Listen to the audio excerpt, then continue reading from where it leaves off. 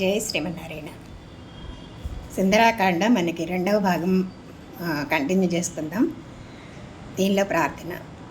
ఆపదామపహర్తారం దాతారం సర్వసంపదాం లోకాభిరామం శ్రీరామం భూయో భూయో నమామ్యహం. ధర్మాత్మా సత్యసంధస్య రామో దాసరధిర్యది పౌరుషే చ ప్రతిద్వంద్వ సరైనం జహి రావణిం. కూజంతం రామ రామేతి మధురం మధురాక్షరం. ఆరుహ్య కవితాశాఖం వందే వాల్మీకి కోకిలం. మనోజవం మారుతతుల్యవేగం జితేంద్రియం బుద్ధిమతాం వరిష్టం. ఆతాత్మజం వానరయోధముఖ్యం శ్రీరామదూతం శిరసా నమామి. జై శ్రీమన్నారాయణ.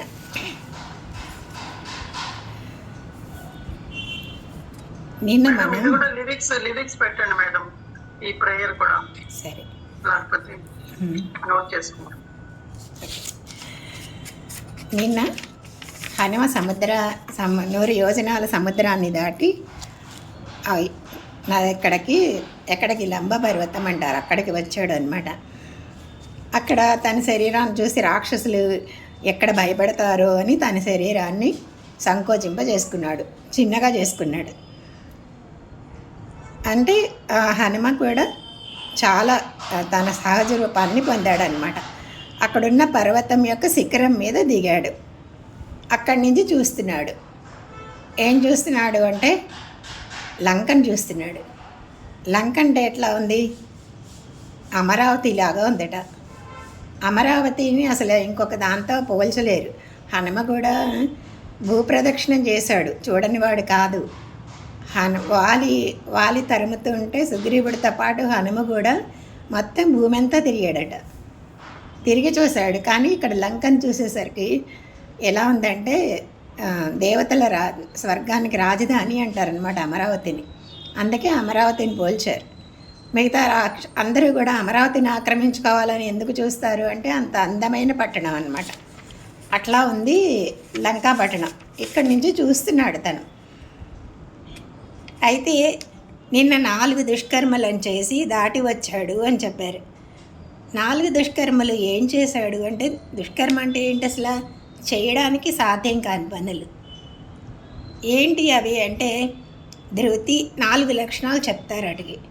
ఎవరైనా సరే ఒక ఆధ్యాత్మికంగా మనం పెరగాలి అంటే ఈ 4 లక్షణాలు ఆధ్యాత్మికలోనే కాదు, మామూలుగా లోకల్లో కూడా ఎదగాలి అంటే ఈ 4 లక్షణాలు తప్పకుండా ఉండాలి అంటారు. అసలు రామాయణం భాగవతం ఇవన్నీ చదివితే ఏమొస్తుంది? సుందరకాండ అంటారు.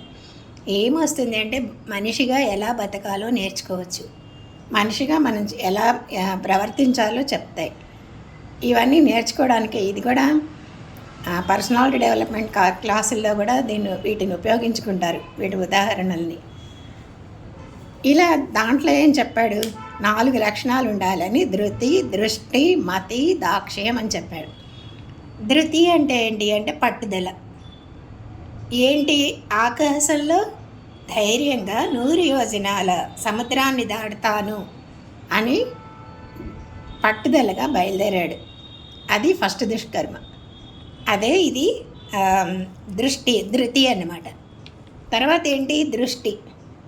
దృష్టి అంటే మైనాకుడు ఏం చేశాడు? బంగారు శిఖరాలతో పైకి వచ్చి విశ్రాంతి తీసుకోమన్నాడు. కానీ ఆయన చాలా అంటే ముందు దృష్టి అనమాట. దీంతో ఏమవుతుంది? తను విశ్రాంతి తీసుకుంటాను అని నిరాకరించకుండా దీంతో సంతృప్తి చెందాను అని చెప్పి మళ్ళీ వస్తాను నేను తప్పకుండా అని చెప్పి అక్కడి నుంచి సమయానుకూలంగా దాటుకుంటాడు. అది దృష్టి. తర్వాత ఏంటి?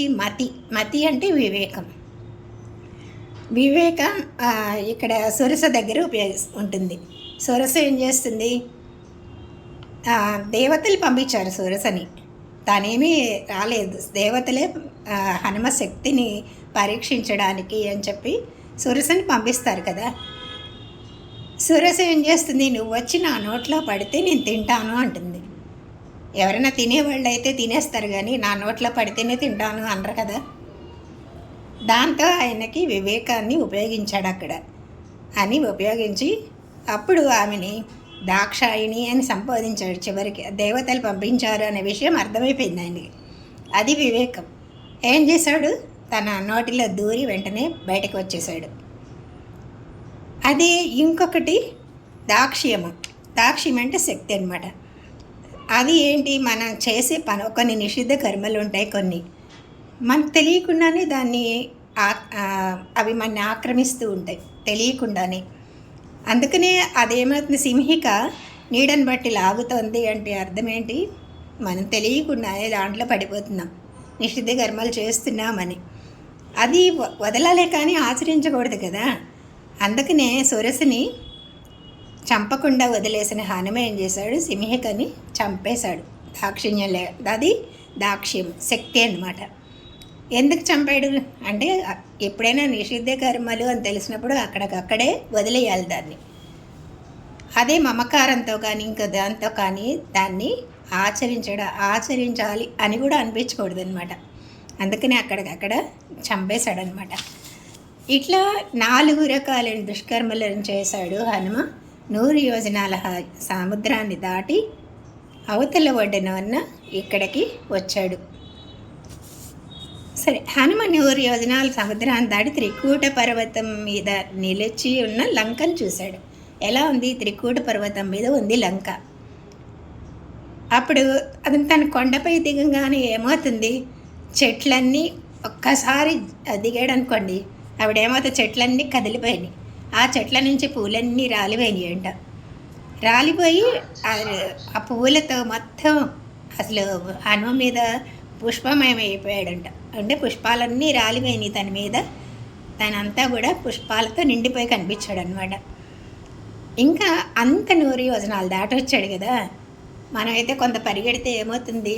ఆయాసం వస్తూ ఉంటుంది కదా.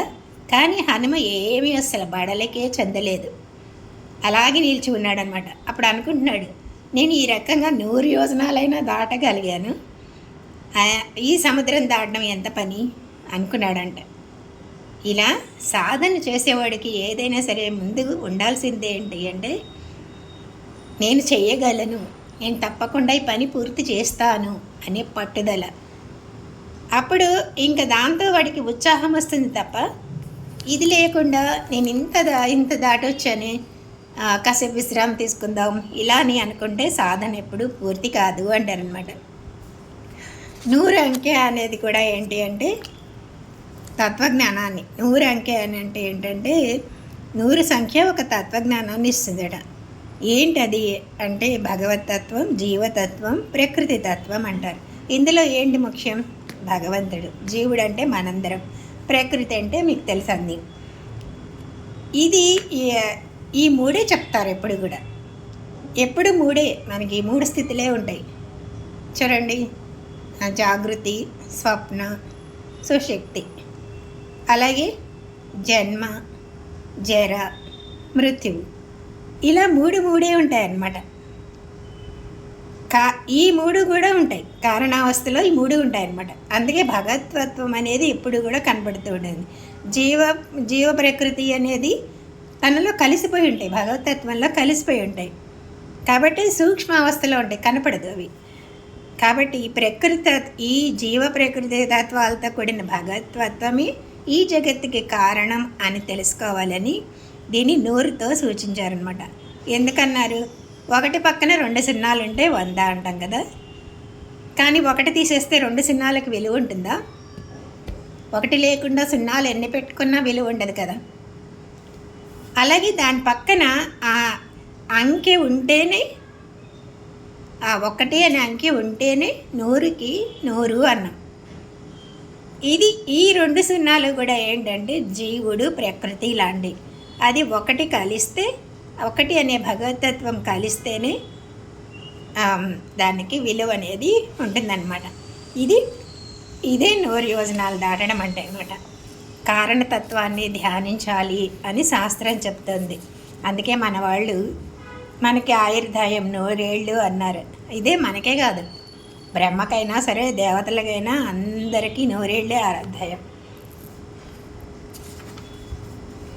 హనుమ ఏం చేస్తున్నాడు? ఈ పర్వత శిఖరం మీద నిలబడి అక్కడ వనాలని, లంకని చూస్తున్నాడు. అంటే అక్కడ ఎలా ఉంది అంటే ఆ కొండ మీద పువ్వులు మొగ్గలు అన్న పెద్ద పెద్ద వృక్షాలు ఉన్నాయి. అవి పక్షులు వాలి గాలికి అటు ఇటు కదులుతుంటే మళ్ళీ అక్కడే హంసలు తిరిగే ఒక జలాశయాలు కూడా ఉన్నాయన్నమాట. దిగుడు బావులు ఉన్నాయి. తామర పూలతో కవల పూలతో నిండే దిగుడు బావులు ఉన్నాయి. అలాగే ఫలాలతో పుష్పాలతో ఉన్న చక్కటి వృక్షాలు ఉన్నాయి. ఉద్యానవనాలు ఉన్నాయి. పద్మాలతో ఈ చక్కగా కలువలతో ఇవన్నీ కలిసి ఉన్న రావణాసురుడు పాలించే లంకని హనుమ దగ్గరగా చూస్తున్నాడు అనమాట. ఇంకా అక్కడ ఏం చేస్తున్నారు, ధనస్సులు పట్టుకొని రాక్షసులు అంతా కాపలా కాస్తూ ఉన్నారు. అది బంగారు ప్రాకారం, పట్టణానికి చుట్టూరా ఉందంట బంగారు ప్రాకారం. ఆ భవనం ఎలా ఉంది అంటే కాంచన తోరణాలు అన్నారు. కాంచన తోరణాలు అంటే బంగారు తోరణాలు కట్టినాడు. త్రికూట పర్వతం మీద ఉన్న ఆ లంక ఎలా ఉందంటే వేలాడుతూ ఉందంట. ఆ త్రికూట పర్వతం మీద గాల్లో తేలుతున్నట్టుగా ఉందంట. అంటే లంక ఆకాశంలో ఉన్నట్టుందన్నమాట. ఆ పట్టణాన్ని ఎవరు నిర్మించారు, అంతటి అందమైన పట్టణాన్ని అంటే విశ్వకర్మ నిర్మించాడు. దాన్ని ఈయన పరిపాలిస్తున్నాడు. రాక్షసుల రాజైన రావణాసురుడు అనమాట. ఈ పట్టణాన్ని పైకి అక్కడ కూడా మనలాగనే టవర్స్, పెద్ద పెద్ద టవర్స్ ఉంటాయి కదా, అట్లాగే పెద్ద పెద్ద మేడలతో ఆకాశంలోకి ఎగురుతున్నాయా అన్నంత పెద్ద పెద్ద మేడలు కూడా ఉన్నాయంట. అలాగే శూలాలను బట్టి భయంకరమైన రాక్షసులు ఆ పట్టణాన్ని రక్షణ చేస్తున్నారు. కట్టుదిట్టమైన రక్షణ ఏర్పాట్లు ఉన్నాయి. చుట్టూ ఉన్న సముద్రాన్ని ఘోరమైన శత్రువు కదా మన రావణాసురుడిని తలచి ఇట్లా అనుకుంటున్నాడంట. ఇక్కడికి ఇంత కట్టుదిట్టంగా ఉన్న ఈ లంకకి వానరులు వచ్చి ఏం చేస్తారు? దేవతలు కూడా అసలు లంకను చేరి యుద్ధంలో రావణాసురుడిని జయించలేరు అనుకుంటున్నాడు. అంటే నలుగురు మాత్రమే ఈ లంకకి ప్రవేశించే శక్తి ఉన్నది అని తనలో తను అనుకుంటున్నాడు. ఎవరు అంటే వాలిపుత్రుడైన అంగదుడు ఒకడు, అగ్నిపుత్రుడైన నీలుడొకడు, వాయుపుత్రుడైన నేను, సూర్యపుత్రుడైన సుగ్రీవుడు. ఈ నలుగురు ఇక్కడికి రాగలిగిన వాళ్ళు, కానీ మిగిలిన వానరులు ఎవరు కూడా రాలేరు. సరే, కానీ ఇప్పుడు ఏం చేయాలి? నేను ఇక్కడ ఈ లంకలో బంగారు కట్టడ ప్రాకారాలతో ఈ లంకలో సీత ఉంది. అంటే మన శరీరం కూడా బంగారపు శరీరమే అంట. ఈ శరీరంలో జీవుడు బంధించి ఉన్నాడు. అక్కడ లంక కూడా అందుకనే దక్షిణముఖంగా ఉంటుంది లంక అంట. దక్షిణముఖంగా ఎందుకు ఉంటుంది అంటే దక్షిణముఖం అంటే శ్మశానంతో సమానం. ఏ బంగారంతో ఉన్న బంగారం లాంటి శరీరమైనా సరే చివరికి అక్కడికి వెళ్ళాల్సిందే అని. ఇక్కడ సరే, ఇందులో సీత ఎక్కడుందో చూడాలి. సీత బతికుందో లేదో, అప్పుడు తర్వాత అసలు బతికుందో లేదా తెలియాలంటే ఆ తర్వాత ఆమెను చూసి అప్పుడు ఆలోచిద్దాం, ముందు ఆమెను చూడాలి అనుకున్నాడు అనమాట. అందుకే పర్వత శిఖరం మీద నుంచున్నాడు. కానీ నేను ఈ పట్టణంలోకి ఎలా ప్రవేశించాలి? ఇంత పెద్ద రూపంతో వెళ్తే సాధ్యం కాదు. ఇక్కడేమో చాలా బలమైన వాళ్ళు రాక్షసులు కాపాడుతున్నారు కదా, వారిని కాదనుకు నేను సీతను వెతకాలి, వాళ్ళని తప్పించుకుని. అందుకని రాత్రి వేళ కనపడకుండా ఉన్న చిన్న రూపంతో ప్రవేశించాలి అని నిశ్చయించుకున్నాడు, ప్లాన్ చేసుకుంటున్నాడు అనమాట. అక్కడ అప్పుడు దూత ఏదైనా సరే దూతగా వచ్చాడు కదా హనుమ, అందుకని ఎలా అన్నాడు, దూత ఆలోచించకుండా పనిచేశాడు అనుకోండి ఏమవుతుంది, పనులన్నీ చెడతాయి కార్యం చేయాలని. అందుకే ఆలోచన లేకుండా ఒక దూత దొరికాడు అంటే అది పండితులం అనుకున్నా సరే ఏ కార్యాలను చేయలేరు, పాడు చేస్తారు ఏ కార్యానైనా. అందుకని ఒక దూతగా నేను ఎట్లా చేయాలి అని ఈయన ప్లాన్ చేసుకుంటున్నాడు అనమాట. చేసే పని చెడకూడదు, నా చేతగానిదంతా పని చేయకూడదు. సముద్రం దాటడం ఇంత కష్టపడి వచ్చాను కదా, సముద్రం దాటడం వ్యర్థం కాకూడదు. ఇన్నిటికీ తగినట్లుగా నేను కార్యం చేయాలి, అంటే పని చేయాలి. నేను రాక్షసుల నన్ను చూసారా, రాముడి కార్యం చెడవైనట్టే. రాక్షస రూపంతో వెళ్ళినా కూడా రాక్షసులకు తెలియకుండా అయితే లంకలో ఉండడం సాధ్యం కాదు. వాయువు కూడా వారికి తెలియకుండా పట్టణాల్లో కదలలేదంట. అంత కట్టుదిట్టంగా ఉన్నాయన్నమాట ఏర్పాట్లన్నీ. నా రూపంతోనే ఉంటే నన్ను వారు తప్పకుండా నాశనం చేస్తారు, ఇలాగే వెళ్తే తప్పకుండా చంపేస్తారు నన్ను. అందుకని నేను స్వామి పంపించాడు కనుక స్వామి కార్యం అంతటితో చెడిపోతుంది. అందుకని రాత్రి వేళ వెళ్ళాలి. రాత్రి వేళ శరీరాన్ని బాగా తగ్గించుకొని వానర రూపంలోనే లంకలో ప్రవేశించాలి. అప్పుడు రావణపురి అంతా రావణుల ఈ నగరం అంతా వెతికి సీతని చూడాలి అనుకున్నాడనమాట. అలా నిశ్చయించుకున్నాడు. సూర్యాస్తమయ్యే వరకు వెయిట్ చేస్తున్నాడు. సూర్యుడు అస్తమించాడు. తన శరీరాన్ని చిన్నగా పిల్లి అంత సైజులో చేసుకున్నాడంట. పిల్లిలాగా చేసుకున్నాడు. పిల్లిని ఎందుకు చెప్పారు? అది అంత పట్టణంలో అంత అద్భుతమైన ఆ పట్టణంలోకి పిల్లి సైజులో మారి వెళ్ళాడు. వానరుడిగానే ఉన్నాడు కానీ సైజు పిల్లి అంత చేసుకున్నాడు అన్నారు. ఈ పట్టణంలో ఎలాంటి విశాలమైన రాజవీధులు ఉన్నాయంట. పెద్దగా వెళ్ళాలి అనుకుంటున్నాడు, బయలుదేరాడు అనమాట.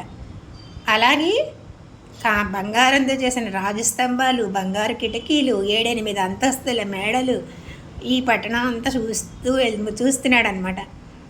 చూస్తుంటే ఊహించడానికి కూడా అసలు అద్భుతమైన ఊహించడానికి కూడా ఊహించలేమన్నమాట. అంత అద్భుతంగా ఉంది ఆ పట్టణం. ఈ హనుమకు ఎలా దాటాలి అనుకుంటుంటే చంద్రుడు, ఆయనతో పాటు చంద్రుడు కూడా అంటే అప్పుడే చంద్రుడు వచ్చాడు, అంటే చంద్రుడితో ప్రయాణం చేస్తున్నాడు అనమాట. చంద్రుడు సాయపడుతున్నాడా అన్నట్టుగా వెన్నెల అప్పుడే చంద్రుడు ఉదయించాడనమాట. ఎలా ఉన్నాడు? చంద్రమండలం ఆకాశంలో ముందుకు వెళ్తూ ఉంది. ఎలా ఉంది అంటే నా చంద్రుడు ఎలా ఉన్నాడో వర్ణిస్తున్నాడు. నల్లని నీళ్ళల్లో నిండిన సరస్సులో ఈదుతున్న హంసలాగా కనిపించాడు చంద్రుడు అంటున్నాడు. ఇవన్నీ వాల్మీకి వర్ణనలండి. ఇంతవరకు హనుమ లంకను బయట నుంచి చూశాడు. అంటే హనుమ తాను వేరుగా ఉండి లంకను చూస్తున్నాడు. అంటే లంకేమో విశ్వకర్మతో నిర్మించబడింది, రావణాసురుడు పరిపాలిస్తున్నాడు. అట్లాగే మన శరీరం కూడా ఏంటి విశ్వకర్మ లాంటి పరమాత్మ చేత నిర్మించబడింది. మంది కూడా మనసు అనే రాక్షసుడు, అదే మనసు అనే రావణాసురుడు మనని పరిపాలిస్తున్నాడు. మన చెడు మాటలను పలికించే మనసే రావణాసురుడు. మన మనసు ఏంటి? చెడు మాటలను పలికించే మనసే రావణాసురుడు అనమాట. కుమ్మరి ఎలాగైతే కుండలు చేస్తాడో పరమాత్మ కూడా ఈ శరీరాన్ని కష్టపడేం చేయడు, సంకల్ప మాత్రంతో నిర్మిస్తాడనమాట. అందుకని ఈ భోగస్థానం శరీరం అనేది ఏంటి? భోగాలను అనుభవించడానికి ఇచ్చిన శరీరం. ఇవన్నీ కూడా ఇంద్రియాలు, ఇవన్నీ ఏంటి? అలా లంకల్లో ఉండే అలాంటి మేడలు, పెద్ద పెద్ద మేడలు చెప్పాడు కదా, బంగారం లాంటి మేడలు, కాంచన రాజస్తంభాలు, బంగారు కిటికీలు, 7 అంతస్తుల మేడలు ఇవన్నీ చెప్పాడు కదా. ఇవి మేడలు మనలో ఉండే మిద్దెలు, ఉద్యానవనాలు, సరస్సులు అన్నీ కూడా మన పట్టణాల్లో కూడా, మన శరీరం అనే పట్టణాల్లో కూడా ఉన్నాయి. దీనికి ఈ పట్టణానికి కూడా కట్టుదిట్టమైన రక్షణ ఉంది. రక్షణ ఉంది అంటే చూడండి, మనలో ఎన్నో లీటర్ల రక్తం ప్రవహిస్తుంది కానీ బయటకి ఒక్క చుక్క కూడా రాకుండా ఉంటుంది. మనం మాట్లాడుతుంటాం, ఎన్నో ఓపెన్ చేసి ఉంటాయి, చెవులు కానీ, ముక్కు కానీ, కళ్ళు కానీ ఎన్నో బయటకు ఉంటాయి కానీ రక్తం అనేది బయటకే రాదు. అలాగే మనకు కనిపించిన అవయవాలన్నీ కూడా రహస్యంగా ఉన్నాయి లోపల.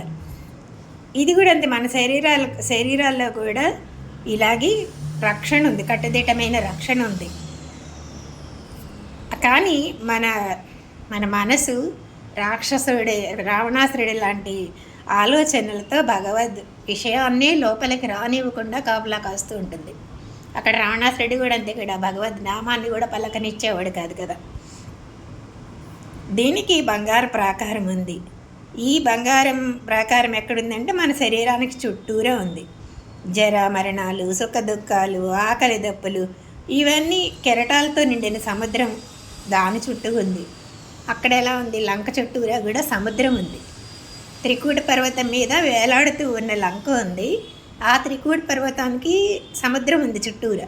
ఆ సముద్రం అల్లలు దాన్ని కొట్టుకుంటూ ఉన్నాయన్నమాట. అంటే అలాగే మన శరీరంలో కూడా మన బంగారు ప్రాకారం అనే ఈ శరీరంలో కూడా మన ఎలా ఉంటాయి, ఈ సముద్రపు కెరటాలు ఎలాంటి సుఖ దుఃఖాలని, జరామరణాలని, ఆకలి దప్పులని, అవి కెరటాలతో అక్కడ ఎలా కొడుతున్నాయో ఇక్కడ కూడా మన మనసులో కూడా అలాగే కొడుతూ ఉంటాయి అన్నమాట. ఇలా రక్షణ కలిగి శరీరంలోకి ఇంత రక్షణ ఉంది ఈ శరీరంలోకి. మరి ఆత్మను అన్వేషించడానికి, ఆత్మని తెలుసుకోవాలి అంటే ప్రవేశించడానికి ఎవరికి సాధ్యమవుతుంది? అక్కడ హనుమేమనుకున్నాడు, నలుగురికే సాధ్యమవుతుంది అని చెప్పాడు కదా. అంగదుడు, నీలుడు, హనుమ, సుగ్రీవుడు అన్నాడు. ఏంటి వీళ్ళు? అంగదుడు ఎందుకు అనంటే, అంగద అంటే అమ్మ అంటే భగవంతుడు, గద అంటే కీర్తించేవాడు అనమాట. అంగదుడు అంటే ఎప్పుడు కూడా నామ సంకీర్తన చేస్తూ ఉంటాడంట అంగదుడు. మొదట మనం చేయాల్సింది అంటే, మన లోపలికి వెళ్ళి ఆత్మను అన్వేషించాలంటే మొట్టమొదటిగా చేయాల్సింది ఏంటి అంటే నామ సంకీర్తన. ఆ నామ సంకీర్తనే అంగదుడి పేరు, గద. భగవంతుని కీర్తించేవాడు అంగదుడు అనమాట. అంటే నామ సంకీర్తనకి ఆయన పేరు. నీలుడు అంటే శరీరంలో ఉండే మనం ఆత్మని మనం దర్శించాలి అంటే దానికి మనం చేసిన పాపాలు ప్రతిబంధకంగా ఉంటాయి కదా. అది పోవాలి అంటే ఏం చేయాలి? హోమాలు చేయాలి, ఏదో పూజలు చేయాలో ఇలాంటి కార్యాలన్నీ చేయాలి పాపాలు పోగొట్టుకోవాలంటే. అప్పుడు ప్రతిబంధకాలన్నీ తొలగిపోతాయి. అప్పుడు ఆత్మదర్శనానికి అవకాశం ఏర్పడుతుంది. అందుకే మనకి ఎప్పుడు కూడా యజ్ఞం, దానం, తపస్సు చేయండి అని చెప్పి మన భగవద్గీత అంతా చెప్పారు కదా. అవి వాటి వల్లే మనకి మనసులో అంటే మాలిన్యం తొలగిపోయి పవిత్రం చేస్తుంది. అప్పుడు దర్శనం జరుగుతుంది, మనకి ఆత్మదర్శనం, ఆత్మ సాక్షాత్కారం అనేది జరుగుతుంది. ఆ కర్మలే నీలుడంట. నీలుడు ఎవరు? అగ్నిహోత్రుడు పుత్రుడు అనమాట. అగ్నిహోత్రు యొక్క అనుగ్రహం పొందినవాడు కాబట్టి అతడు లంకలోకి ప్రవేశించగలడు అని చెప్పారు. నెక్స్ట్ హనుమ అంటే చెప్పాం కదా, హనుమ అంటే గురువు, హనుమ అంటే మంత్రం. హనుమ గురువుగా భగవంతుడే ఎంచుకున్నాడు. హనుమకే ఇచ్చాడు ఉంగరం కూడా కదా. ఉంగరం కూడా మంత్రం. ఉంగరం అంటే మంత్రం. ఇక్కడ గురువు అంటే హనుమ కదా. మంత్రాన్ని జపించడం వల్ల శరీరంలో ఉన్న ఆత్మదర్శనాన్ని మనం పొందొచ్చు. ఇది మంత్రం యొక్క అర్థాన్ని మననం చేయడం వల్ల ఆత్మ అంటే ఏంటి, పరమాత్మ అంటే ఏంటి అనేది తెలుస్తుంది అన్నమాట. అందుకని వారి సంబంధం మనకు తెలుస్తుంది అప్పుడు. అందుకే హనుమ లంకలో ప్రవేశించాడు. మంత్రం కదా, మంత్రం జపిస్తే భగవంతుణ్ణి, ఆత్మని కూడా మనం ఆ రెండింటికి ఉన్న సంబంధాన్ని మనం తెలుసుకోవచ్చు అని. ఇంకా సుగ్రీవుడు అన్నారు. సుగ్రీవుడు ఎవరు అంటే వేదాలని బాగా అధ్యయనం చేశాడంట సుగ్రీవుడు. వేదంలో ఏముంటుంది? ఇంద్రియాలకి కనపడని తాని చెప్పేది వేదం.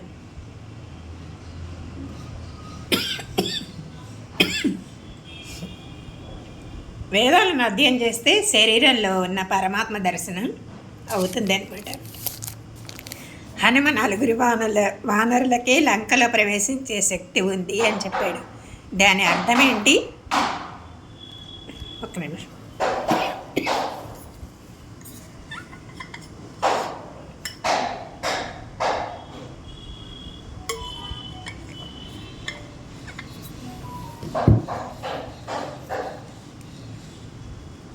జయ శ్రీమన్నారాయణ. అందుకే హనుమ నలుగురు వానరులకే లంకలో ప్రవేశించే శక్తి ఉంది అన్నారు. దాని అర్థం ఏంటి? శరీరంలో ఉండే ఆత్మదర్శనం కావాలి అంటే నామ సంకీర్తనం చేయాలి, యజ్ఞ దానాది కర్మలు చేయాలి, మంత్ర జపం చేయాలి, తర్వాత స్వాధ్యాయం, అదే వేదాధ్యాయనం. ఇవి 4 ప్రధాన సాధనాలు అని చెప్పడానికి ఈ నలుగురికి మాత్రమే అర్హత ఉంది అని చెప్పాడనమాట.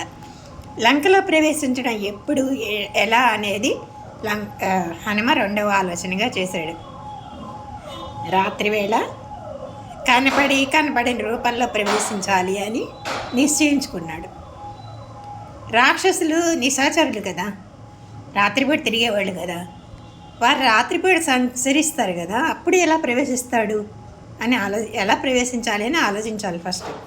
రాత్రి అంటే ఏంటి అంటే ఏది కనపడకుండా ఉండేది రాత్రి కదా. అంటే ఉన్న వస్తువు అంటే ఏంటి? ఆత్మ ఉంది కానీ కనపడకుండా చేస్తుంది చీకటి అనేది కదా.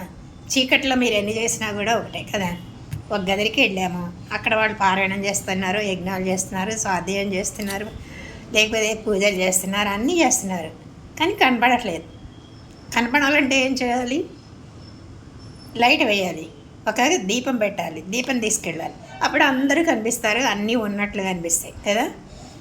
అట్లాగే ఉన్న వస్తువు ఆత్మ ఉంది లోపల, కానీ కనపడకుండా చేసేది ఏంటి? అజ్ఞానం. అందుకే రాత్రి, అది రాత్రి అన్నమాట. ఆ రాత్రి సమయంలో ఏమవుతుంది? ఈ రాక్షసమైన ఆలోచనలు, విషయ వాసనలు ఇవన్నీ కూడా రేగుతూ ఉంటాయి. కాబట్టి ఇది నిశాచరం అన్నాడు. రాక్షసులను నిశాచరులు అన్నారనమాట. ఇలాంటి చెడ్డ ఆలోచనలనే నిశాచరులు అన్నారు. ఆంజనేయుడు ఏం చేశాడు? రాత్రి వేళ మేలుకొని సీతని వెతుకుతూ ఉంటాడు. మిగిలిన వాళ్ళందరూ కూడా నిద్రపోతూ ఉంటారనమాట. అంటే అందరికీ ఏది రాత్రో అప్పుడు యోగి మేలుకొని ఉంటాడు అని మనం భగవద్గీతలో చెప్పాం కదా. అట్లాగే యోగులకి రాత్రి అయినప్పుడు మనలాంటి లౌకికులకి పగలవుతుందంట. ఇది వెతకడం అనమాట. అందుకనే తర్వాత ఈ పిల్లి అంతా కూడా అవడం ఏంటి అంటే, అంతకంటే చిన్న జంతువు లేదా ఉంది కదా పిల్లి కన్నా అని అంటే అద్భుత దర్శన అన్నాడు. అంటే చీకట్లో మన కంటికి కనిపించని వస్తువుని చూడగలిగే శక్తి పిల్లి కంటికి ఉందండి. అలాంటి దర్శనం కలవాడు హనుమాన్ అన్నమాట. అని లంకలో ప్రవేశించాడు అని, అంత శక్తి గలవాడు కనుక. అప్పుడు చంద్రుడు స్పష్టంగా బయటకు వచ్చాడంటే కొంచెం ఉదయించాడు, పైకి వచ్చాడనమాట. అంటే హనుమతో పాటు చంద్రుడు కూడా ప్రయాణం చేస్తున్నాడు. ఈ సీతాన్వేషణం చేస్తున్నప్పుడల్లా ఆ రాత్రి ఒక్క రాత్రే హనుమ చేసిందంతా ఒక్క రాత్రిలోనే. అందుకే చంద్రుడిని చూపిస్తూ ఉంటాడనమాట. రాత్రి 3 సార్లు చంద్రుడు మనకు చెప్తాడు. మొదటిది అంటే మనకు కూడా ఏం కావాలి? మొదటిది మననం చేయాలి, రెండవది ధ్యానం చేయాలి, అప్పుడే దర్శనం జరుగుతుంది అని చెప్పడం. ఈ 3 దశలు కూడా చంద్రుడు కదలికలని చెప్తూ ఉంటారనమాట. మరొక రహస్యం ఏంటంటే, ఇక్కడ గురువు శిష్యులని మంచి జ్ఞానం ఇస్తూ ఉన్నప్పుడు తాను ఇస్తున్నానని భావించడు. ఏ గురువు అయినా సరే నేనే చెప్తున్నాను, తరింపజేస్తున్నానని ఎప్పుడు అనుకోడు. తమ ఆచార్యులు ఇచ్చిన జ్ఞానమే నేను ఇస్తున్నాను అనుకుంటాడనమాట. అందుకని ఇక్కడ చంద్రుడు ఎవరంటే ఆచార్యుడు. అతడు హనుమాన్ సీతాన్వేషణ చేస్తూ ఉంటే సహాయపడుతున్నాడు అనమాట. అంటే సూర్యుడు భగవతత్వం అయితే చంద్రుడు ఆచార్య తత్వం అంటారు. ఇలా హనుమ ఏం చేస్తున్నాడు? రాత్రి వేళ లంకకి చేరాలని బయలుదేరి ఆ ఎంట్రన్స్ దగ్గరికి వచ్చాడు. అక్కడ ఎలా ఉందండి ఆ లంక? అలకానగరిలాగా ఉంది, ఇంద్రపురిలాగా ప్రకాశిస్తుంది. పట్టణంలోకి ప్రవేశిస్తుంటే అప్పుడు ఏం చేస్తుంది? ఈ మారుతికి లంకంతా ఒక రూపం ఇస్తే లంకిణి అన్నమాట. లంకానగరం అంతా ఒక రూపంతో కనిపిస్తే లంకిణి. ఆ లంకిణి కాపలా కాస్తూ ఉంటుంది. ఈ లంకని పాలించే ఈ లంక అంతా ఏమైంది? ఒక వికృతమైన చూపులు గలది చూపులతో లేచి నుంచుందన్నమాట. గంభీరమైన ఒక గర్జన చేసింది. ఏ వనాలయ్యా, నీవెవడివి? నీకు ఇక్కడ ఏం పని? నీ ప్రాణాలు ఉండవుగా, సత్యం చెప్పు అని చెప్పి రావణ సైన్యంతో ఈ లంకలో నువ్వు ఎలా ప్రవేశిస్తావు అనుకున్నావు అని హనుమతో చెప్పిందనమాట. అంటే అప్పుడు లంకను చూసి, నువ్వు నన్ను అడిగిన విషయం చెప్తాను, కానీ నువ్వు ఇంత వికృతంగా ఉన్న నేత్రాలున్న నువ్వు ఇక్కడ ఈ పట్టణ ద్వారం దగ్గర నిలబడి ఎందుకు భయపెడుతున్నావు, అసలు నువ్వెవరు అన్నాడనమాట. అప్పుడు కోపం వచ్చేసేదానికి, నేనెవరు అనుకుంటున్నా అంటున్నావా, అహం రాక్షసరాజస్య రావణస్య మహాత్మనః ఆజ్ఞా ప్రతిపత్రీక్ష దుర్దర్శ రక్షామి నగరీమిమామన్నాడు. నేనెవరా, రాక్షసరాజైన రావణుడి ఆజ్ఞని పాలిస్తాను. నేను ఈ లంకా నగరాన్ని కాపాడుతూ ఉంటాను. నన్ను ధిక్కరించినవైతే నా పట్టణంలోకి ప్రవేశించలేవు. ఇప్పుడు నేను ఒక్క దెబ్బేశానంటే నేలకు వెళుతావు అని చెప్తుంటే కొండలాగా నుంచున్నాడంట హనుమ కదలకుండా. నేను ఇంత చక్కటి లంకని చూడాలని వచ్చాను. నేను రావడానికి కారణం ఇదే అంటే అప్పుడు లంకిని అంటది, ఈ పట్టణాన్ని నన్ను జయించకుండా నువ్వు చూడాలనుకుంటున్నావా, అది అసాధ్యం అని చెప్పిందనమాట. చెప్తే నేను వెంటనే ఈ పట్టణాన్ని ఒక్కసారి చూసి వెనక్కి వెళ్ళిపోతాను అన్నాడు. అప్పుడు దానికి కోపం వచ్చి ఒక్కసారి తన చేత్తో ఒక్క దెబ్బ వేసిందనమాట.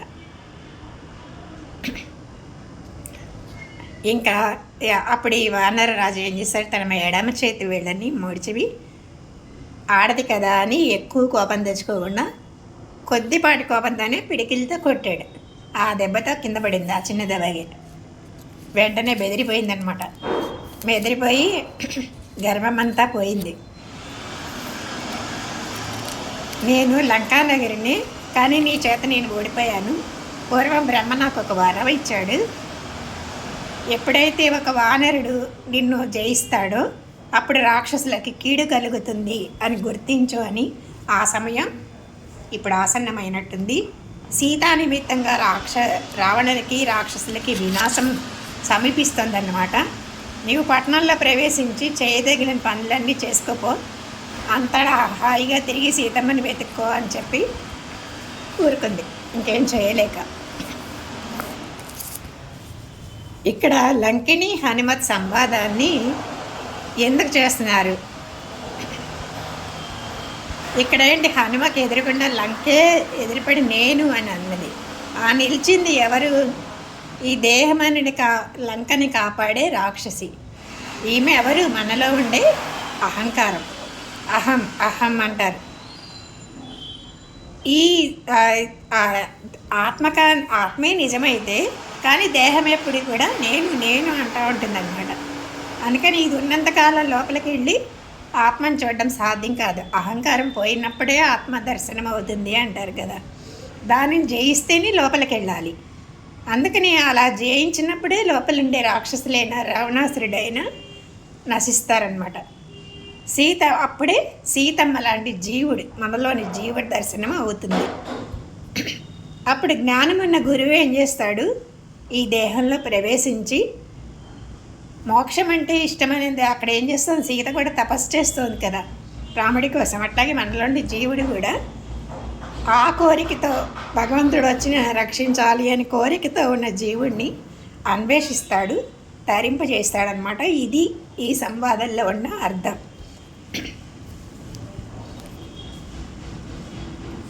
వనాలయ అని ఎందుకు అంది అంటే, వనం అంటే భగవంతుడు. వనాలయ అనే శబ్దంలో ఆ బ్రహ్మని వనంగా చూపించి ఆ వనంలో సంచరించేవాడు హనుమాని వనాలయ అందనమాట. ఈ వికృత నేత్రాలు గల నివ్వెవరివి అన్నాడు కదా.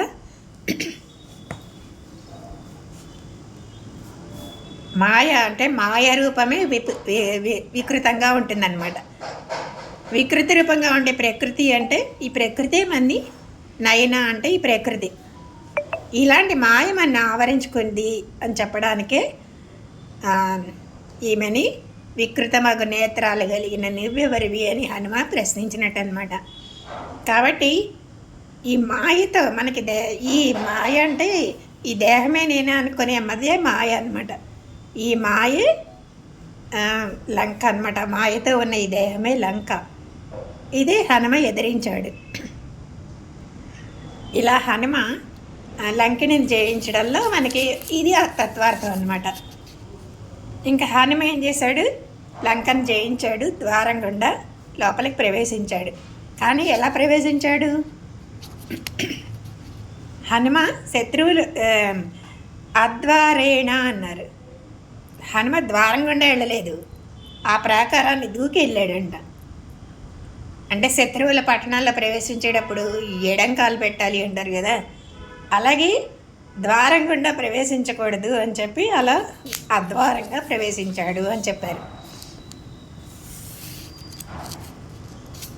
హనుమ లంకిణిని జయించాడు, ఆమె లోపలికి వెళ్ళమని అనుమతించింది.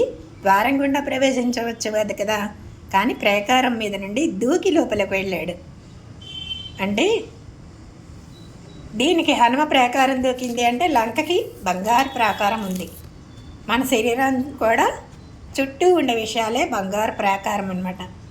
వాటిని అనుభవించకుండా వాటి మించి దూకగలిగిన వాడే జ్ఞాని. అక్కడంటే హనుమ అక్కడ బంగారు ప్రాకారం అది చూస్తూ ఉండిపోతే ఏమీ ఉండదు, కానీ అది లెక్క పెట్టకుండా, అది లక్ష్య పెట్టకుండా దాన్ని దూకి వచ్చేవాడే జ్ఞాని కదా. అందుకనే ఇది ఇక్కడ అద్వారేణ అని చెప్పాడనమాట. ఇలా శత్రువు అయితే కనుక ఎడమ పాదం పెట్టి ఇంట్లోకి వెళ్ళాలి అన్నట్టుగా ఎడమ పాదాన్ని హనుమ లంకలో పెట్టాడనమాట. ఇలా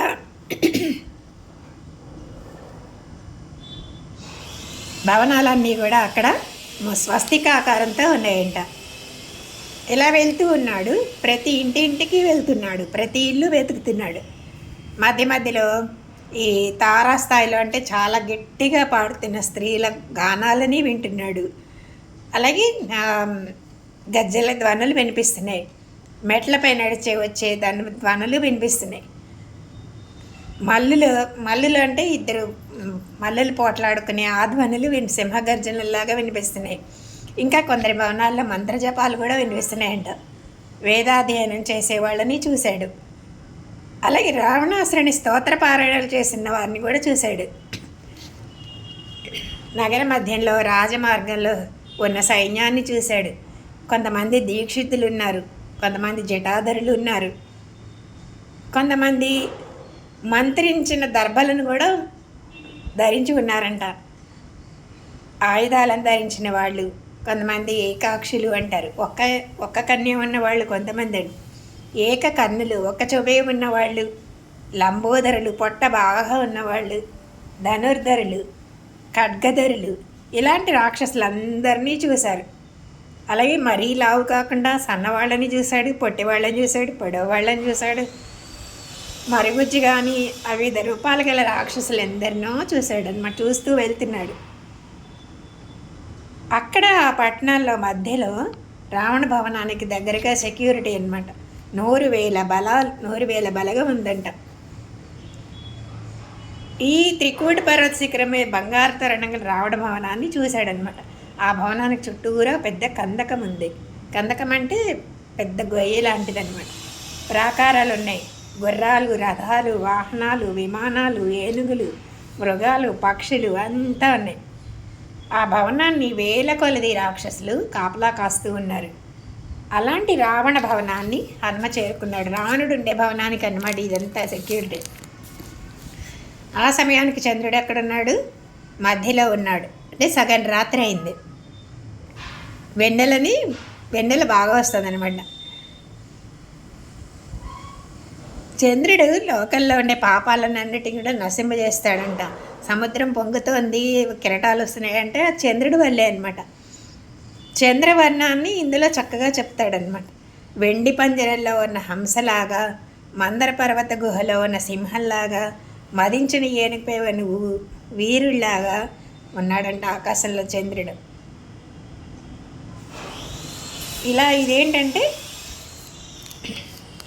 ఇలా భగవాన్ శశాంక అన్నారు. ఇందులో భగవన్ అని ఎందుకు పెట్టారు అంటే సీతను అన్వేషిస్తున్నాడు, సాయపడుతున్నాడు, వెన్నెలని ఇస్తున్నాడు, సాయపడుతున్నాడు కదా, అందుకే ఆయన భగవంతుడు అన్నారు, భగవాన్ అన్నారు. సీతాన్వేషణలో సహాయపడుతున్నాడు కనుక భగవానుడు. ఏ రాత్రి ఏ జన్మం అన్వేషణకి ఉపయోగపడుతుందో ఆ రాత్రే జన్మము భగవాన్ పూజ్యము అంటారంటే ఏ జన్మలో అయితే మనకి ఆత్మ ఉంది అని అన్వేషణ చెయ్యాలి అనుకుంటాడో సాధకుడు అప్పుడే ఆయన భగవంత సమానం అన్నమాట. అలాగే పతివ్రత లేని స్త్రీలేమో భర్తలతో నిద్రపోతున్నారు, నిశాచరులేమో అంతా తిరుగుతూ ఉన్నారనమాట. భవనాల్లో రాక్షసులు ఒకళ్ళని ఒకళ్ళు ఆక్షేపించుకుంటూ ఉన్నారంట. ఆ భుజాల మీద ఒకళ్ళకొకళ్ళు చేతులు వేసుకుని నడుస్తున్నారండి. అందులో బాగా తాగి ఉన్నారేమో మత ప్రలాపాలు అంటారు, ప్రలాపాలు చేస్తున్నారండి. ఒకళ్ళకొకళ్ళు భయపెట్టుకుంటూ ఉన్నారంట. ఒకళ్ళకొకళ్ళు ఇంకా షర్ట్లు విప్పేసుకొని చూపించుకుంటున్నారంట. అలాగే ఇలా ఎన్నో రకాల వాళ్ళని చూస్తూ వెళ్తున్నాడు. కొంతమంది అందమైన ముఖం ఉన్న వాళ్ళ స్త్రీలు కూడా ఉన్నారు, కొందరు కోపంతో ఉన్నారు, కొందరేమో అరుస్తూ ఉన్నారు, కొందరు నిద్రపోతున్నారు. వీళ్ళన్నీ చూస్తున్నాడు అనమాట.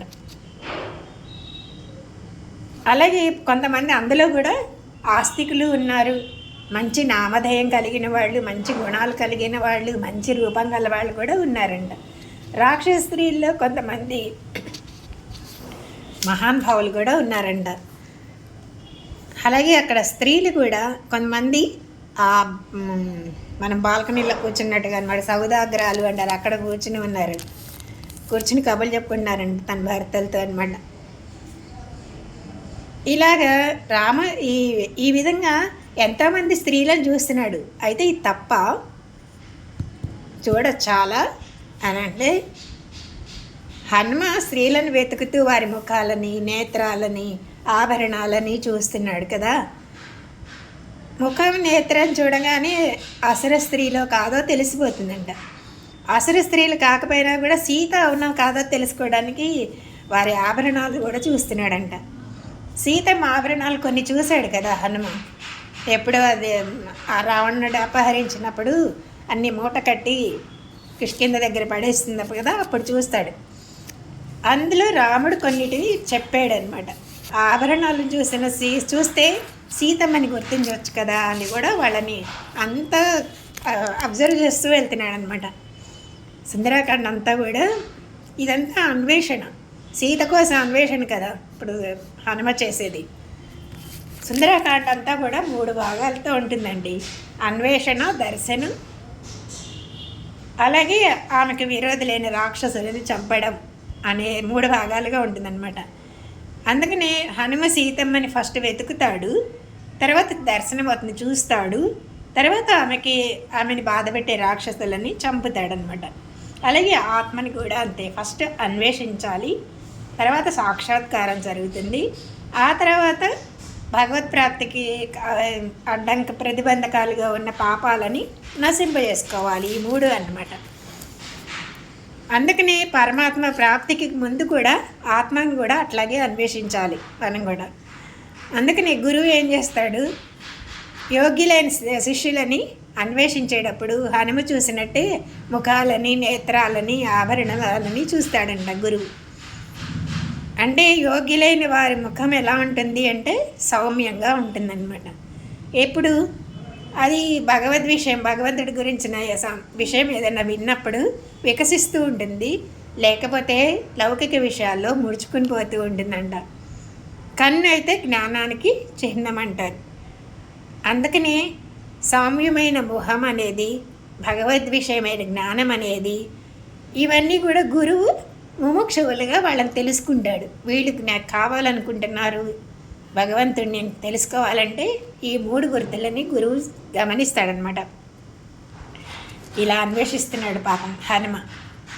కానీ అయోని సీత మాత్రం కనబడలేదు. సీత ఎలా ఉంటుందో ఊహించుకుంటున్నాడు. ఎలా ఉంటుంది? స్పష్టంగా చంద్రరేఖలాగా ఉంటుందా, లేదా మట్టి పట్టిన బంగారం తీగలాగా ఉంటుందా, లేదా బాణపు దెబ్బ తగిలి ములుకు లోపల ఉండిపోయి పైకి మానిన గాయంలాగా ఉంటుందా, ఎలా ఉంటుంది అని సీత బాగా కృషించిపోయి కాంతి విహీనంగా ఉంటుందని తాత్కాలికంగా మలినమై ఉంటుందని చెప్పి పైకి చిరునవ్వుతో ఉంటుందని లోపల రామ విరహ వేదన తీవ్రంగా అనుభవిస్తూ ఉంటుందని అని ఊహించుకుంటున్నాడు. కానీ రాముడి పత్నిని అంటే సీతమ్మని చూడలేకపోయాను, కనిపించలేదు అని చాలాసేపు దుఃఖిస్తూ ఉండిపోయాడంట. హనుమయించి పాపం ఎన్నో అందమైన సన్నివేశాలను చూశాడు కానీ అవన్నీ దానిలో మునిగిపోలేదు కదా. ఆ భవనాలను చూశాడు, పురుషులను చూశాడు, సుందరమైన స్త్రీలను చూశాడు, కానీ అతని మనసుకు సుఖం లేదు, దుఃఖమే ఉందన్నమాట. అలాగే మనం కూడా ఆత్మాన్వేషణలో ఎన్ని రకాల విషయ భోగాలు ఉన్నా సరే సుఖం ఉండదు. ఆత్మదర్శనం కాకపోతే సుఖం ఉండదు, దానికోసం ప్రయత్నించే వాళ్ళకి అన్నమాట. ఇప్పుడు ఇంకోటి చెప్తారు, ఆలయంలోకి వెళ్ళేటప్పుడు అక్కడ అందమైన శిల్పాలు, ఫౌంటైన్లు, గార్డెన్లు ఇవన్నీ ఉంటాయి కదా.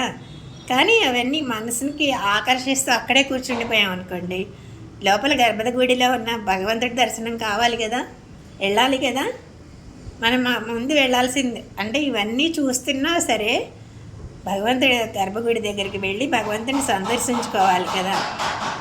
ఇలాంటి ఇక్కడ శిల్ప సౌందర్యాలు కానీ ఇక్కడ ఉద్యానవనాలు కానీ మనసుకు తృప్తినిచ్చి అక్కడే కూర్చుండిపోతే అసలైన అన్వేషణ అనేది సాగదన్నమాట. అందుకనే లోపల ఉండే మూర్తిని చూసే వరకు, భగవంతుని చూసే వరకు బాధపడే వాళ్ళే అక్కడికి వెళ్ళి భగవంతుడిని చూస్తారనమాట. ఇప్పుడు ఇదే సన్నివేశం ఇక్కడ హనుమద్ అన్వేషణలో కూడా మనకు కనిపిస్తుంది. సుందరమైన భవనాలు చూస్తున్నాడు, శిల్పాలు చూస్తున్నాడు, సుందరంగా ఉన్న విలాసవంతులు చూస్తున్నాడు, హనుమకు కనిపిస్తున్నారు. వాని సౌందర్యం అతన్ని ఏమీ ఆకర్షించలేదు. అతనికి కావాల్సిందేంటి? సీతమ్మ. ఆమె ఇక్కడున్నదా, ఈమెలో ఉందా, ఆమెలో ఉందా అని చూడడానికే వాటిని అన్నిటినీ చూస్తున్నాడు. ఆమె లేదు అనగానే అక్కడికి వదిలేస్తున్నాడు, ముందుకెళ్తున్నాడు. అంతేగాని అందమైన వస్తువులను చూసి ఆనందిస్తూ అక్కడే ఆగిపోలేదు. సీతమ్మ కనిపించలేదని దుఃఖపడుతున్నాడు. ఇలా మళ్ళా హనుమ చిన్న రూపంలోనే విమానాల మీద తిరుగుతూ సీతను వెతుకుతున్నాడంట. ఇప్పటివరకు నడిచాడు కానీ పైనుంచి కూడా చూద్దామని అక్కడ పైన తిరుగుతున్నాడు. అలా వెళ్తూ హనుమ ఈ రావణ భవనానికి చేరుకున్నాడు. ఈ రావణ భవనం ఎలా ఉంది అంటే సూర్యుడి కాంతితో ప్రకాశిస్తున్న ప్రాకారాలతో ఎంత చక్కగా ఉందట. ఆ వనం సింహాలతో రక్షించబడేటట్లుగా ఆ భవనం భయంకరమైన రాక్షసులు కాపలా కాస్తున్నారు. వెండితో చేసి బంగారంతో అలంకరించిన మంచి మంచి తోరణాలు, గదులు, కక్షలు అంటే గదులు అనమాట, అలా కనిపిస్తున్నాయి. ఈ ద్వారాలు కూడా ఎంతో అందంగా ఉన్నాయన్నమాట. అలాగే ఏనుగుల మీద వీళ్ళు రథాలు, ఏనుగుల మీద కూర్చుని కొంతమంది రథాల మీద, సింహాలు, వ్యాఘ్రాల మీద నిర్మించిన తొడుగులు గల దంతం, వెండి, బంగారు రథాలు అన్నీ అక్కడ కనబడ్డాయి. చూడాలి అనిపించే మృగాలు, పక్షులు వేల కొలిది ఉన్నాయంట అక్కడ. అలాగే మంచి ట్రైనింగ్ అయిన వాళ్ళతో ఆ భవనం రక్షించబడుతుంది. అలాగే ఎక్కడెక్కడి నుంచో తెచ్చిన శ్రేష్ఠులైన స్త్రీలతో నిండిపోయిందనమాట. వాళ్ళ ఆభరణాలు దని సముద్ర ఘోషలాగా వినిపిస్తుంది. రాజులు ఉపయోగించే అగరు, చందనం, ఈ వాసనలన్నీ వస్తున్నాయి. అలాగే మంచి ధ్వనులు కూడా వస్తున్నాయి. ఆ భవనం లంకకే ఒక ఆభరణంలాగా ఉందన్నమాట. రాజభవనంలో చాలా గదులు ఉంటాయి కదా, ఆ గదులలో ఒక దాంట్లో ఏమో ఏనుగులను కట్టేస్తున్నారు, ఒక దాంట్లో గుర్రాలు, ఒక దాంట్లో రథాలు, ఇలా ఒక దాంట్లో వాటిని నడిపే వాళ్ళు కూడా ఉన్నారనమాట. ఇంకొక దాంట్లో పరిమళ ద్రవ్యాలను చేస్తూ ఉన్నారంట కొంతమంది. వేరొక దాంట్లో మంగళవాద్యాలను మోయిస్తూ ఉన్నారట. ఇంకా బయట ఉండే కక్షలు ఉంటాయి కదా, అవేమో జనకోలాహలం అని. కొన్ని లోపలికి వెళ్ళే రావణాసుడి గది బయటకు మాత్రం ఇంకెవ్వరు మాట్లాడకుండా సైలెంట్గా ఉన్నాయంట, నిశ్శబ్దంగా ఉన్నాయండి ఆయన భయంతో. ఇంకా ఇవన్నీ ఇంకా చాలామంది తిరుగుతున్నారు, అప్పుడే నిద్రపోలేదన్నమాట ఎవరు. అందుకని ఇంకొక మేడలన్నీ వెతుకుదామని చెప్పి బయలుదేరాడు. అక్కడికి వెళ్ళి ముఖ్యమంత్రి అయిన ప్రహస్తుడు ఉన్నాడు కదా, ప్రహస్తుడి భవనాన్ని, అలాగే మహాపారసి భవనాన్ని, కుంభకర్ణ విభీషణ భవనాలని అన్నీ వెతికాడు. మహోదరుడు, విరూపాక్షుడు, విజయజీవుడు, విజున్మాలి, వజ్రధరంష్టుడు, సారణుడు, ఇంద్రజిత్తు, వీళ్ళ భవనాలన్నీ వెతికాడు. వాళ్ళ భవనాల్లో ఎంతెంత ఐశ్వర్యం ఉందో అదంతా కూడా చూశాడు. అన్నిటినీ దాటి చూసి మళ్ళీ రాక్షసేంద్రుడు అంటే రావణ భవనానికి తిరిగి వచ్చాడు. అప్పటికి చీకటి అయిందనమాట. హనుమ వచ్చేసాడు. అందరూ పడుకుని ఉన్నారు.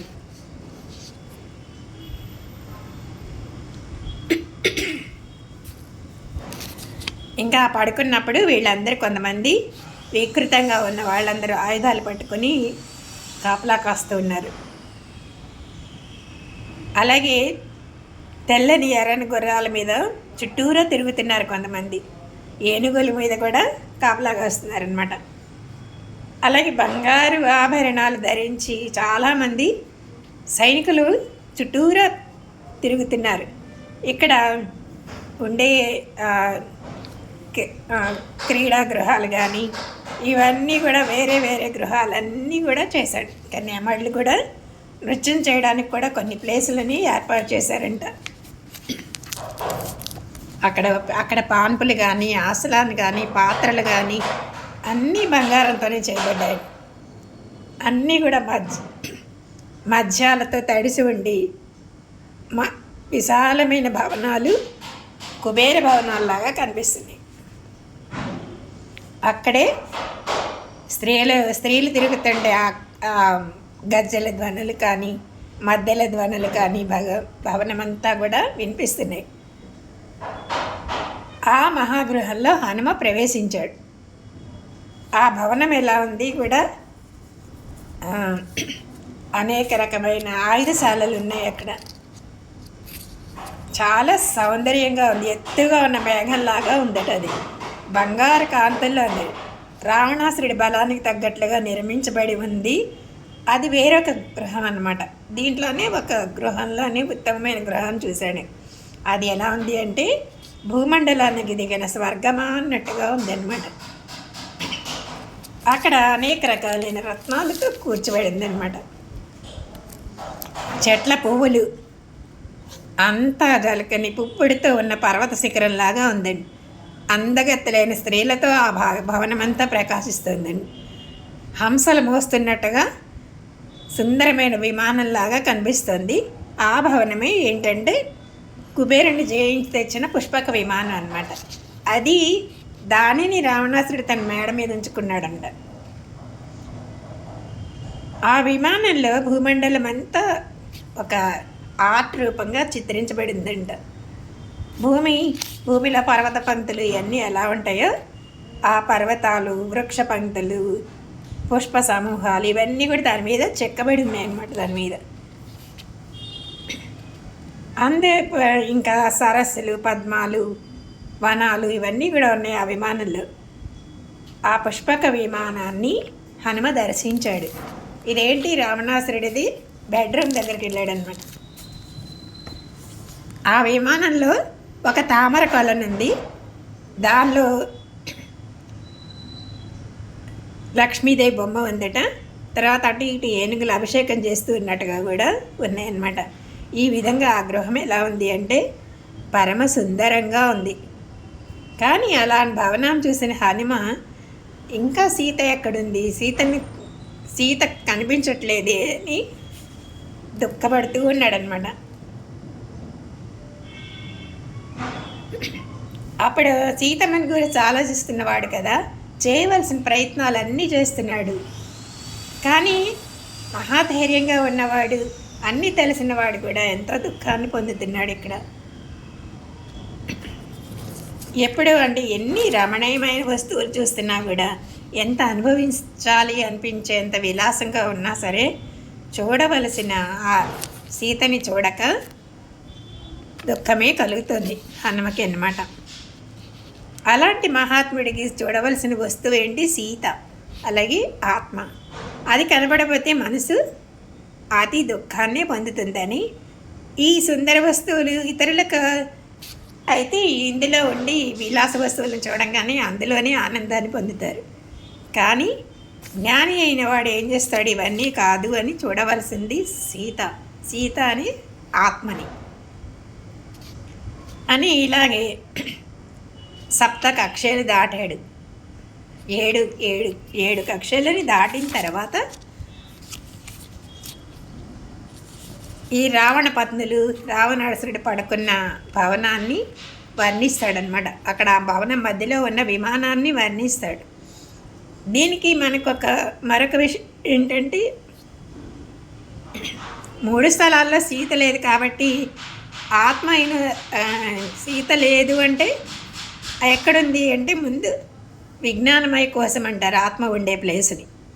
దీన్ని దాటాలంటే అన్నమయ, ప్రాణమయ, మనోమయ కోశాలను దాటితే కానీ అది కనిపించదన్నమాట. ఆ మనోమయ కోసం అనే దాంట్లోని హనుమ అప్పుడు వెతుకుతూ ఉన్నాడనమాట. నా భవనంలో ఉన్న మధ్యలో హనుమ చూశాడు, మహావిమానాన్ని హనుమ చూశాడు. అసలు దానిలాగా అసలు వేరొక వస్తువు ఉండడానికే సాధ్యపడదనమాట. విశ్వకర్మ దాన్ని అంత అందంగా నిర్మించాడనమాట. ఆ విమానం ఎక్కడుంది? ఆకాశంలో ఉంది. ఆకాశంలో ఈ త్రికూట పర్వతం ఎలా అయితే ఆ వాయు మార్గంలో తేలుతున్నట్టుగా ఉందో భవనం, ఆ దాంట్లోనే ఈ విమానం కూడా వాయు మార్గంలో అట్లా సంచరిస్తున్నట్టుగా అనిపిస్తుంది అన్నమాట. ఈ విమానం ఏ ఒక్కటి కూడా అసలు గొప్ప విలువైన రత్నాలతో పొదిగిబడి ఉందట. ఇంకా దాన్ని ఎక్కిన వాళ్ళైతే విమానాన్ని అధిష్ఠిస్తే గనక మనసులో ఎలా తలుచుకుంటే అక్కడికి తీసుకెళ్ళిపోతుందని, అక్కడికి వెళ్ళిపోతుంది అనమాట ఆ విమానం. అలాగే అది ఎలా ఉంది అంటే, మహేశ్వరుడు, ఈశ్వరుడు, సంపన్నులు అంటే ఇంద్రుడు మొదలైన వాళ్ళ భవనాలన్నీ పోలి ఉందన్నమాట. అది ఆ విమానాన్ని ఎలా ఉన్నది అంటే, పెద్ద మహాకాయలు మోస్తున్నట్టుగా వాళ్ళ ప్రతిమలు ఉన్నాయన్నమాట. అవి మోస్తున్నట్టుగా ఉంది ఆ విమానాన్ని. వసంత ఋతువులో పువ్వుల పరపు కంటే మనోహరంగా ఉందంట ఆ ఇలా ఈ పుష్పక విమానాన్ని ఈ హనుమ దర్శించాడు. సరే, అలాగే ఇప్పుడు హనుమ రావణ స్త్రీలు రావణాసురుడు పడుకునే భవనానికి వస్తున్నాడు. ఒక విశాలంగా ఉన్న పుష్పక విమానం మధ్యలోనే ఒక పొడవుగా ఉన్న భవన శ్రేష్టము అంటారు, అది ఉందన్నమాట. వెతుకుతూ ఇక ఈ సీతని వెతుకుతూ హనుమ అంతటా కూడా తిరుగుతున్నాడు దాని చుట్టూరా. ఇది హనుమ తిరిగిన రావణ భవనాల్లో 3వ అంతస్తు అన్నమాట. ఇదే మనోమయ కోసం అన్నారు. ఇక్కడ చేరంగానే ఆ భవనానికి 4 దంతాలు, 3 దంతాలు గల ఏనుగులతో ఆయుధదారులుగా భటులు రక్షిస్తున్నారనమాట. అందులో రాక్షస పత్నులే, రాక్షస స్త్రీలు ఉన్నారు కదా, వీళ్ళు అపహరించి తెచ్చిన రాజకన్యలతో ఉంటున్నాడు. మొసళ్లతో, తిమింగలాలు, చేపలతో నిండిన గాలి కలుతున్న సముద్రంలాగా ఆ భవనం కనిపిస్తుంది. ఇది కుబేరుడిది కదా, ఇది ఇంద్రుడి ఐశ్వర్యం. ఎప్పుడు కూడా అంత ఐశ్వర్యంతో తొలతూగుతూ ఉంటుందన్నమాట. అంతకన్నా మించిన ఐశ్వర్యం ఎక్కడా లేదు అంటున్నారు. ఆ భవనంలో ఒక మధ్యలో స్థానం ఉంది. అది ఆ పుష్పకమానాన్ని పూర్వం విశ్వకర్మ ఎవరి కోసం? బ్రహ్మ కోసం నిర్మించాడంట. కుబేరుడు తపస్సు చేసి బ్రహ్మ నుంచి పొందాడు. కానీ ఇప్పుడు రావణాసురుడు కుబేరుడిని జయించి ఈ రావణాసురుడి విమానాన్ని తీసుకొచ్చేసాడు అనమాట. ఆ పుష్పక విమానాన్ని హనుమ ఎక్కాడు. అక్కడ రకరకాల పానాలు, రకరకాల తాగేవి, భక్ష్యాలు, తినేవి, అన్నాలు, ఈ వాసనలన్నీ కూడా గుబాడిస్తున్నాయంట.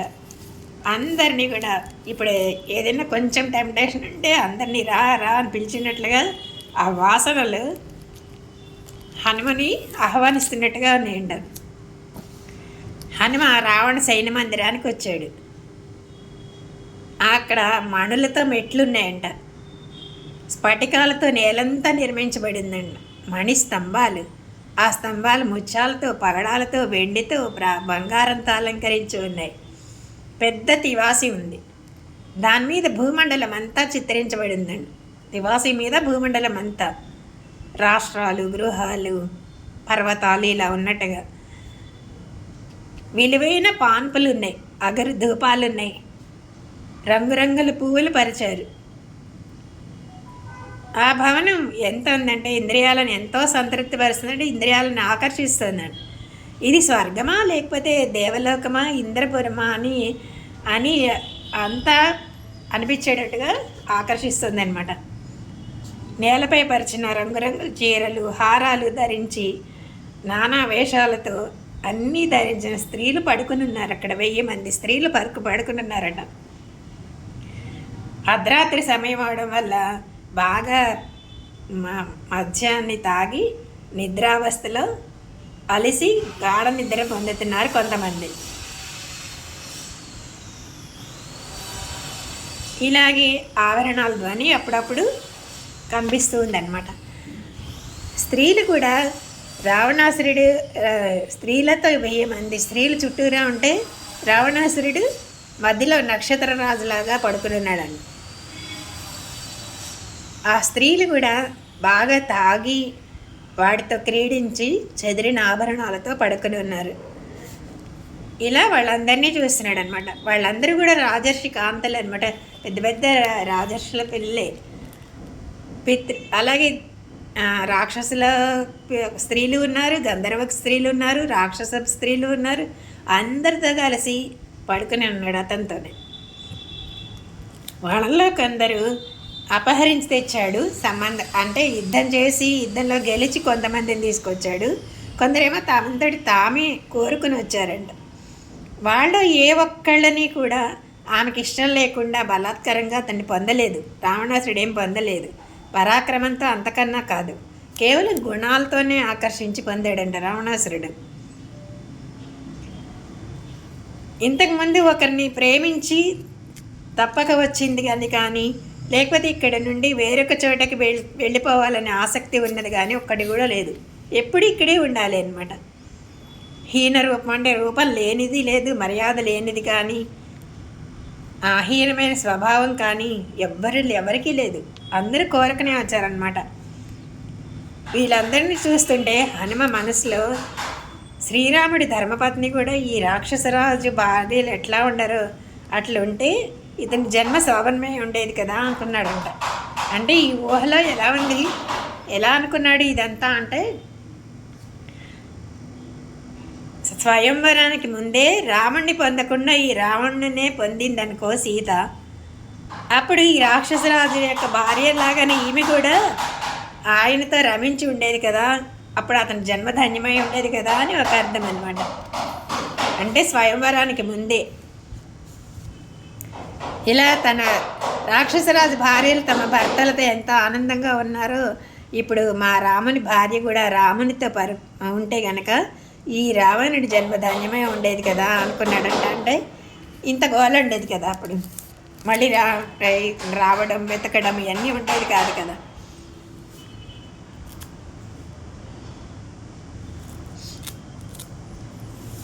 ఇలా హనుమ తలించిన తలపులో ఎప్పుడు కూడా దోషం లేకున్నా కూడా కొంచెం దోషంలాగా మనకు కనిపిస్తుంది అనమాట. రావణుడు తన స్త్రీలతో ఎలా కలిసి ఉన్నాడో రాముడు కూడా తన సీతతో కలిసి ఉంటే వీని జన్మం ధన్యమై ఉండేది కదా అని హనుమ భావించాడు. ఈ రాక్షస స్త్రీలతో పోలికి చెప్పడం కూడా సీతకి తగదు. వీళ్ళకంటే గుణాల్లో కానీ పాతివ్రత్యాల్లో కానీ సీత ప్రత్యేకమైన ఉన్నది కదా అనుకున్నాడు. అలాంటి ఆమెని రాక్షస స్త్రీలతో పోల్చినందుకు మళ్ళీ తనకు తానే ఎంత బాధపడ్డాడు అనమాట. ఆ తర్వాత కొన్ని వేల మనుషుల్లో ఒకటి సిద్ధికి ప్రయత్నిస్తాడు అన్నట్టుగా అలా ప్రయత్నించిన వాళ్ళే భగవత్ స్వరూపాన్ని తెలుసుకోగలరు. అలాగే లంకలో రావణుడితో బంధించబడి ఉన్న ఈ 1000 మందిలో ఒక్కరికి కూడా వాడిని వదిలి వేరొకరిని పొందాలి అని కోరికే లేకుండా ఉండిందంట. అసలు వేరొకడున్నాడు పొందగలిగిన వాడు అనే భావనే లేకుండా లేనంత హాయిగా ఉన్నారన్నమాట వాళ్ళు. ఒక్క సీతమ్మ మాత్రమే రావణాసురుడి ఐశ్వర్యానికి ధనాన్ని కాదని శ్రీరాముడి కోసం తపస్సు చేస్తుంది. అందుకనే మోక్షమే అంత కోరిక ఉన్నవాడికి ఇది అవసరమని. సీతమ్మ ఐశ్వర్యాలకి భోగాలకి లొంగకుండా ఎలా శ్రీరాముడి కోసం కోరుతుందో భగవంతుడి కోసం అలా కోరుకునే వాళ్ళే ముముక్షువు అన్నారు. ఇప్పుడు ఒక్క సీతమ్మే, మిగిలిన వాళ్ళందరూ హాయిగా ఉన్నారు. మిగిలిన స్త్రీలందరూ అసలు వాడికన్నా మించిన వాడు ఇంకొకడు ఉన్నాడు అనే విషయం కూడా ఆలోచించకుండా చక్కగా రావణాసుడి దగ్గర చక్కగా ఉన్నారు. కానీ సీతమ్మ మాత్రమే ఆ ధనాన్ని ఐశ్వర్యాన్ని రావణాసురుడిని కాదని శ్రీరాముణ్ణి కోరుతూ తపస్సు చేస్తూ ఉందన్నమాట. ఇక్కడ వరకు చెప్పుకుందాం. జయ శ్రీమన్నారాయణ.